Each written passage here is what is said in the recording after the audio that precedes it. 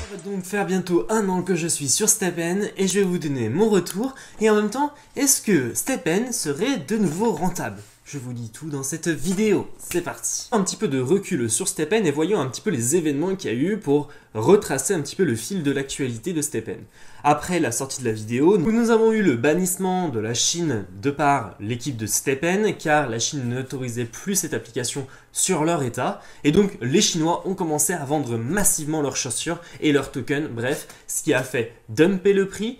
Nous avons eu aussi les robots qui ont créé des chaussures à foison sans forcément avoir une réelle valeur sur l'application et donc l'équipe a décidé d'inclure les parchemins qui sont donc obtenus dans les mystery box. Nous avons eu une autre amélioration, c'est le brûlage de chaussures.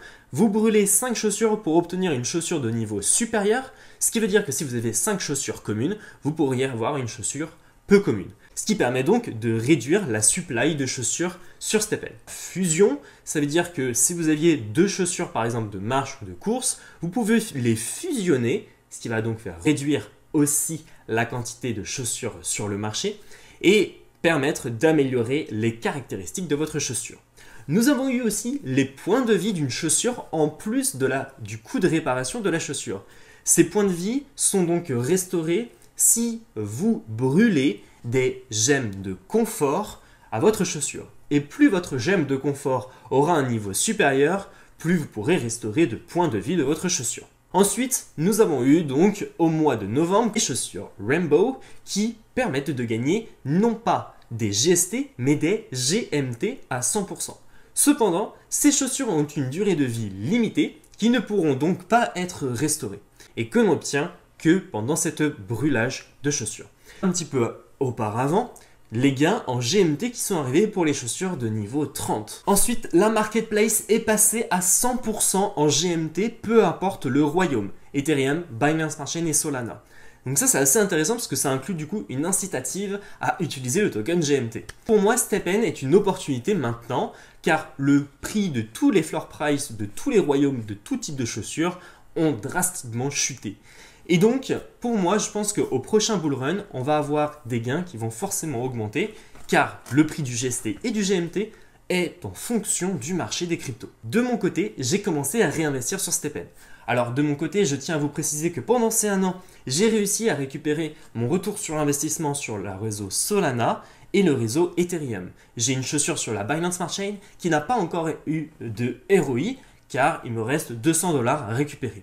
J'ai donc réinvesti seulement 100 $ sur le réseau Solana pour brûler l'ensemble de mes 5 chaussures. J'ai acheté aussi des gemmes confort de niveau 4 pour obtenir plus de 200 efficiences car ma chaussure, comme vous pouvez le voir, est catégorisée efficience, résilience et confort.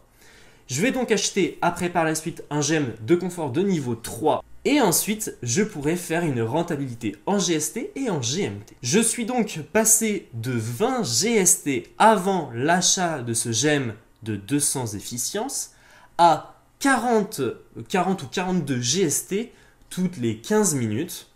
Et donc du coup ce qui me fait un ROI de 83 centimes. Avec ces 83 centimes, à l'heure où je tourne cette vidéo, avec un prix GST 0,019 cents, j'arrive à un ROI au mois de 25 €, ce qui n'est pas négligeable, juste pour courir tous les jours. Ensuite, si le GST atteint les 0,025 $, eh bien je passerai à 31 € par mois, soit 1 € par jour. Attention, ce n'est pas une incitation à l'investissement. Et je tiens à préciser que ce sera vous le seul responsable. Et ensuite, ce que je vais faire, c'est que mes gains en GST, je vais les récupérer soit tous les mois, soit 1 ou 2 fois par semaine. Et je vais les convertir soit directement sur l'application en dollars, soit je vais les mettre sur Bybit, qui me permet donc de déposer des GST sur Bybit et de convertir ces GST en BNB pour récupérer l'investissement que j'ai fait sur STEPN sur la Binance Smart Chain. Ce qui est intéressant sur Bybit, c'est qu'il n'y a pas de minimum de dépôt, ou voire même il n'y a pas de vérification d'identité. Je garde en vue quand même STEPN car la roadmap 2023 n'a pas encore été publiée et bien évidemment je vous la posterai juste en dessous dans les commentaires.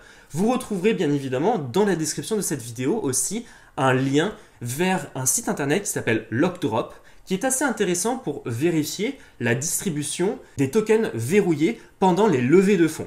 Et là, sur le GMT, nous avons un déverrouillage qui va arriver le 1er février et ensuite au courant de l'année 2023 et 2024. Et puis après, par la suite, je suis toujours hypé sur STEPN et ça me fait du bien de l'utiliser parce que ça améliore mon train de vie et parce que vu que je travaille dans cet environnement toujours assis, ça me fait du bien de sortir et de prendre l'air, même durant l'hiver.